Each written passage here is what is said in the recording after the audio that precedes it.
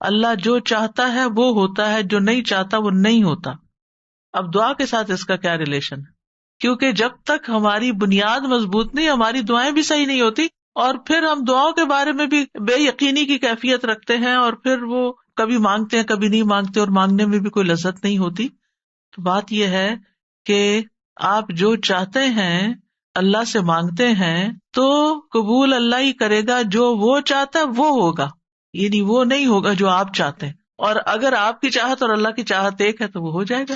اور اگر آپ کی چاہت کچھ اور ہے اور اللہ کی چاہت کچھ اور ہے تو کس کی چاہت بہتر ہے؟ اللہ کی چاہت. وہ ہم سے زیادہ ہم پر مہربان ہے، وہ ہم سے زیادہ ہمارے فائدے جانتا ہے. ہم صرف وقتی طور پر بہت شارٹ سائٹڈ ہے، تھوڑا سا اپنا فیوچر جانتے ہیں، وہ ہمارا لانگ ٹرم فیوچر جانتا ہے. اس کو پتا ہے کہ کون سی چیز اس وقت بندے کو دینی ہے اور کون سی چیز نہیں دینی. کون سی چیز آج اگر اس کو دے دی تو دنیا میں تو یہ خوش ہو جائے گا، لیکن اس کی آخرت برباد ہو جائے گی.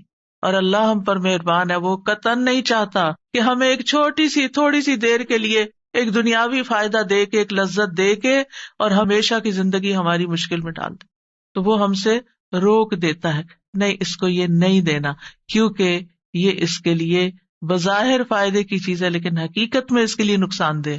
ہم اپنا نفع نقصان نہیں سمجھتے، اللہ سبحانہ وتعالیٰ خوب جانتا ہے. وہ جانتا ہے کہ ہمیں کیا ملنا چاہیے کیا نہیں ملنا چاہیے. اگر وہ نہ بھی ملے جو ایک چیز ہم مانگ رہے ہیں اور جس کے لیے روز دعا کرتے ہیں، صبح شام ہر وقت ہمارے دل میں غم لگا ہوا، وہی مانگتے رہتے ہیں، اگر وہ چیز نہیں بھی ملتی تو کیا کچھ بھی نہیں ملتا؟ آپ مسلسل عبادت کی حالت میں ہیں. جب تک آپ دعا کی حالت میں، آپ عبادت کی حالت میں، آپ کو عبادت کا اجر مل رہا ہے. اگر یہ مشکل آپ کی زندگی میں نہ ہو تو کیا آپ دعا کریں؟ کیا اللہ کو یاد کریں؟ کیا آپ کا اتنا اجر اکٹھا ہو؟ کیا آپ اتنی دیر عبادت کی حالت میں رہیں؟ تو اس میں بھی اللہ تعالیٰ کی مصلحت ہے کہ وہ کچھ دعاؤں کی قبولیت کو مؤخر کر دیتا ہے کہ یہ بندہ اور زیادہ دعائیں کرے. بعض لوگوں کی مناجات، بعض لوگوں کا رونا اللہ کے آگے، بعض لوگوں کا فریادیں کرنا اللہ کے آگے اللہ تعالیٰ کو بہت پسند آتا ہے، اور وہ چاہتا ہے کہ یہ بندہ کچھ دیر اور اسی حال میں رہے، ایسی ہی دعائیں کرے.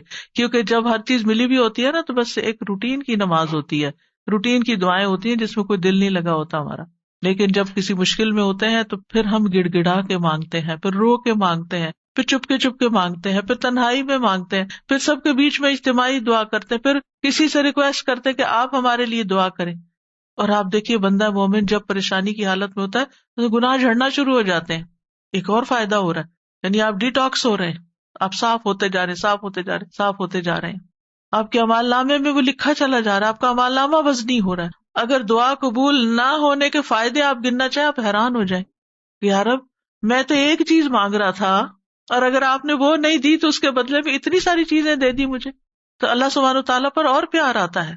تو بہرحال یہ یاد رکھیے، ہم چاہے ساری دنیا کی مدد حاصل کر لیں لیکن ہونا وہ ہے جو اللہ چاہتا ہے. یہ ہے تقدیر، اور یہ ہے تقدیر کے ساتھ ہمارا رشتہ دعا کا، کہ اس لیے ہمیں پلٹنا اسی کی طرف ہے. اور یہ آپ کو معلوم ہے نا کہ دعا تقدیر کو بدل دیتی ہے.